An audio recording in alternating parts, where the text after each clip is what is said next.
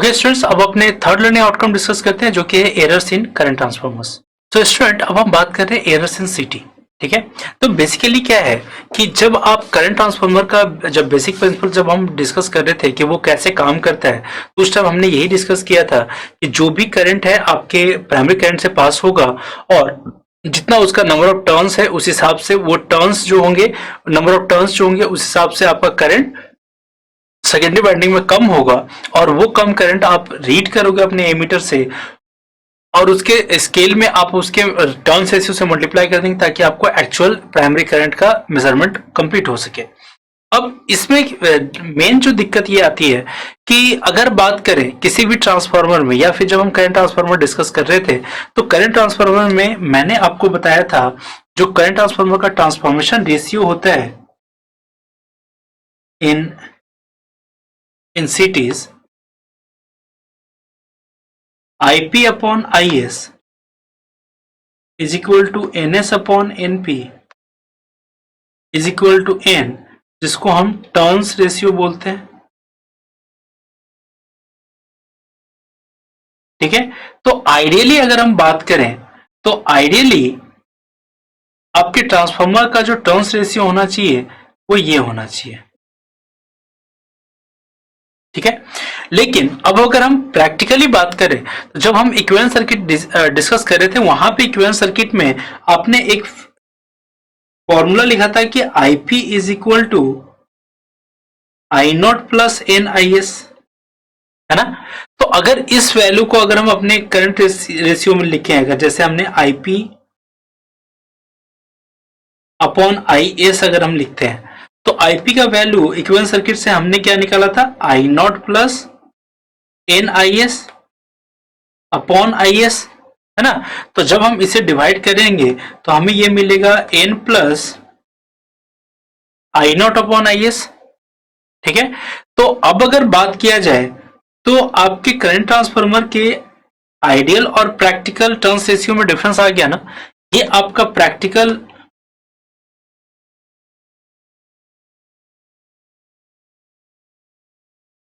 ये practically possible है, ये आपका आइडियली पॉसिबल है। ठीक है, तो अब अगर आइडियली और प्रैक्टिकली में देखें तो आइडियली आपका जो current ratio IP upon IS होना चाहिए था that should be equal to turns ratio N होना चाहिए था।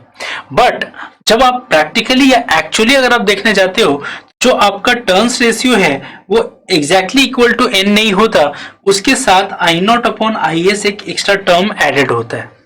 अब आइडियली आपका जो करंट रेशियो होना चाहिए था वो एन होना चाहिए था, बट नाउ आपका जो करंट जो टर्न्स रेशियो वो N plus I nought upon I S है जो कि आइडियली मैच नहीं कर रहा है। और आइडियली अगर वो मैच नहीं कर रहा है तो हम 100% क्या बोलेंगे कि जो आपका रेशियो आपका ट्रांसफार्मर में आपका गलत होने के कारण आप जितने भी जो सेकेंडरी वोल्टेज प्राइमरी वोल्टेज या सेकेंडरी करंट प्राइमरी करंट का जो आप फॉर्मूला आप पुट कर रहे हो अपने प्रीवियस जब हम इक्विवेलेंट सर्किट डिस्कस कर रहे थे वहां पे, तो उस हिसाब से वो गलत हो जाएगा, है ना। तो यहाँ पे एक जो एरर आपके टर्न्स रेशियो के इस कैलकुलेशन के हिसाब से मिल रहा है आप उसे बोलते हैं टर्न्स रेशियो एरर या एरर इन टर्न्स रेशियो, या फिर सिंपली हम उसे रेशियो एरर भी कहते हैं। तो अब अगर बात करें तो रेशियो एरर अगर सबसे पहली बात करें तो रेशियो एरर, है ना। तो रेशियो एरर क्या था कि आइडियली जो आपका करंट रेशियो होना चाहिए था वो आपके टर्न्स रेशियो के बराबर होना चाहिए था, बट प्रैक्टिकली जो आपका करंट रेशियो है वो आपके टर्न्स रेशियो के बराबर तो है बट उसके साथ आई नॉट अपॉन आई एस आपका एक करंट ऐड हो जा रहा है जो कि आपके जो turns ratio of the transformer है उसको डिफर कर रहा है। और turns ratio of the transformer अगर आपका डिफर हो रहा है तो ऑब्वियस सी बात है कि उसका जो एक एरर इंट्रोड्यूस होगा जिसको हम बोलेंगे रेशियो एरर। ठीक है, तो यहाँ पे अगर हम रेशियो एरर की बात करते हैं तो अगर हम इसे कैलकुलेट करें तो कैलकुलेट करने से जो हमें रेशियो मिलेगा, ratio of the instrument transformer जो मिलेगा वो कितना मिलेगा। ठीक है, तो अब अगर हम यहाँ पे बात करें तो सिंपली आप जो करंट रेशियो अभी हमने यहाँ पे डिस्कस किया कि जो कि प्रैक्टिकली क्या हो रहा है कि n plus I nought upon I S निकल के आ रहा है। तो ये एक सिंपल कैलकुलेशन था। जब आप उसको और डिटेल में जब कैलकुलेशन करेंगे तो जो एक्चुअल जो आपका रेशियो ऑफ द ट्रांसफार्मर आएगा वो आएगा n plus I C cos five plus I M sine five upon I S. और यहाँ पे ये जो है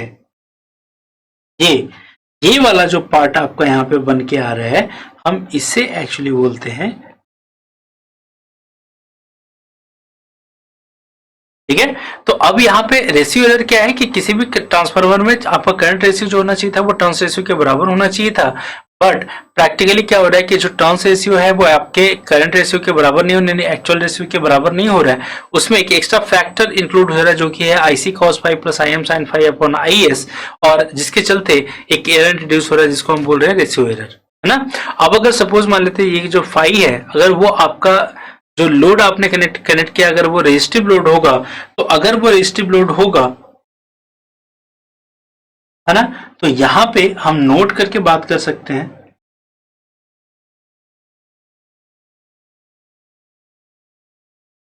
कि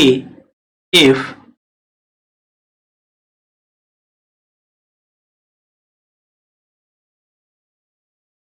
इफ लोड इज रेजिस्टिव, तो लोड अगर रेजिस्टिव होगा तो फाई का वैल्यू जो होगा वो जीरो होगा, और फाई का वैल्यू जीरो होगा तो कॉस फाई का value one,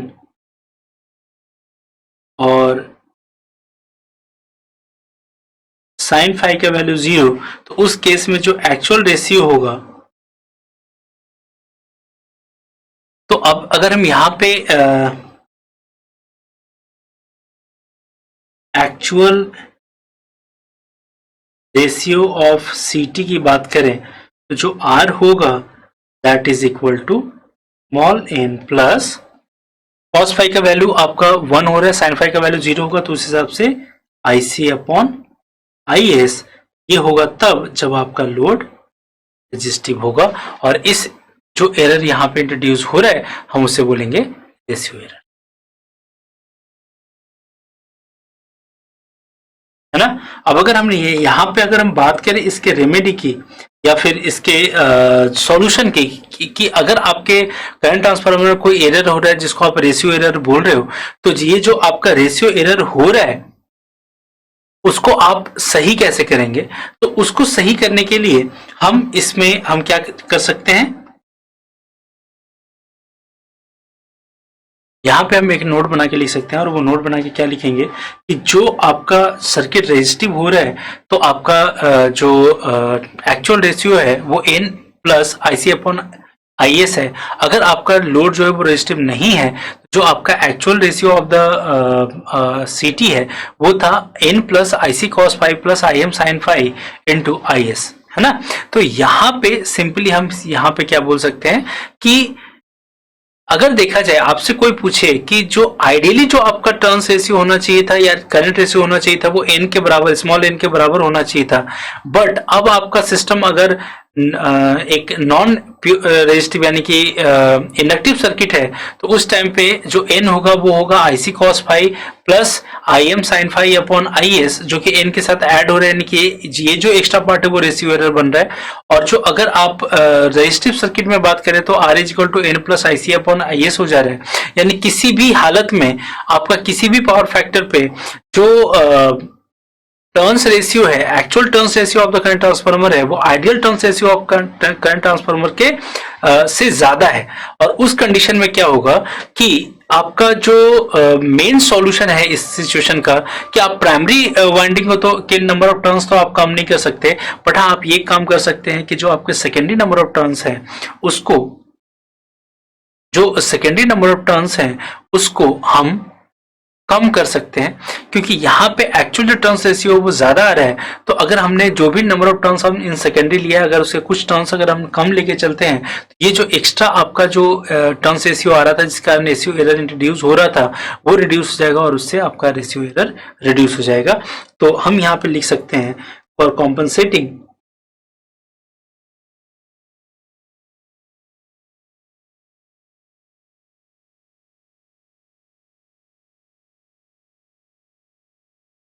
secondary winding is taken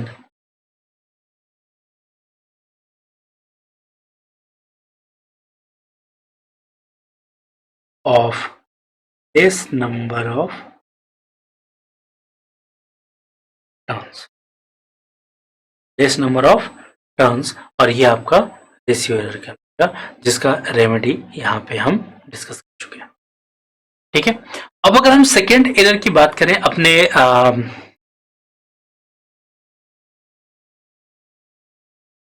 current transformer में, तो आपका जो दूसरा एरर होगा, आपका जो यहाँ पे दूसरा एरर होगा वो होगा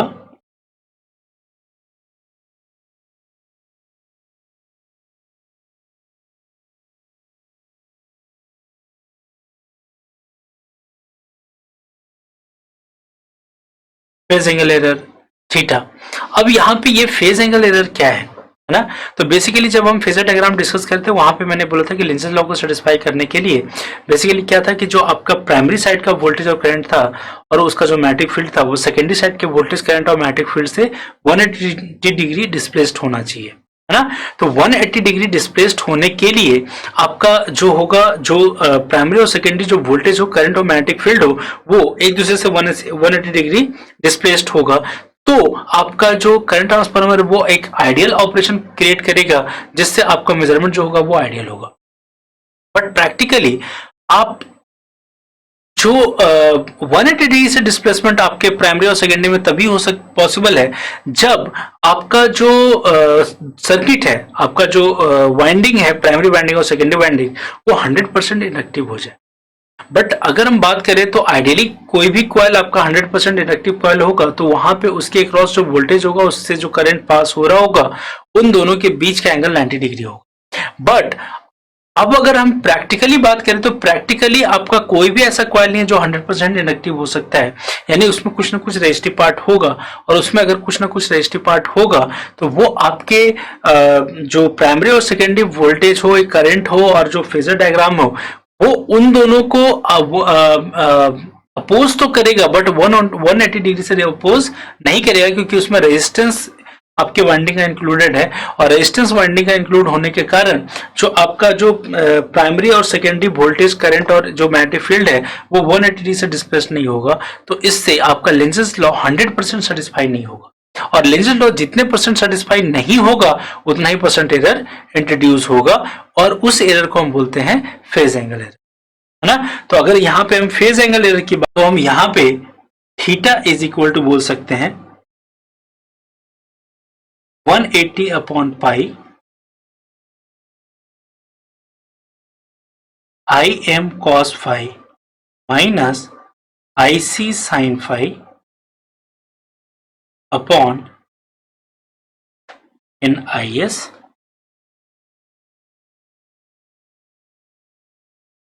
डिग्री, और ये जो कहलाएगा ये आपका फेज एंगल एरर कहलाएगा, है ना। और ये क्यों हो रहा है, क्योंकि आपका जो प्राइमरी और सेकेंडरी पैरामीटर्स है वो एक दूसरे को 180 डिग्री से डिस्प्लेस करके नहीं रख रहे हैं, जिसके कारण आपका लेंजेस लॉ जो है वो 100% सेटिस्फाई नहीं हो रहा है। तो आपका जो फैराडेज लॉ होगा वो भी 100% सेटिस्फाई नहीं होगा, तो वोल्टेज का इंडक्शन, करंट का प्रोडक्शन और मैग्नेटिक फील्ड का प्रोडक्शन आपका एक्यूरेट नहीं होगा, उससे जो मेजरमेंट होगा वो भी उतना ही परसेंट एरर होगा। तो अब यहाँ पे अगर आपको फेज एंगल एरर को रिड्यूस करना है तो आप सिंपली यहाँ पे ये बोल सकते हैं कि फेज एंगल एरर आपका रिड्यूस हो सकता है अगर आपने क्या किया,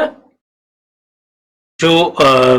अपने सेकेंडरी में कुछ एक्स्ट्रा टर्न्स यूज कर लिए जो कि आपके सर्किट को और हाईली इंडक्टिव बना दे, और जिस आपका सेकेंडरी जितना हाईली इंडक्टिव होगा आपका प्राइमरी पैरामीटर और सेकेंडरी पैरामीटर एक दूसरे से 180 डिग्री के अपोजिट काम करेगा, जिससे आपके जो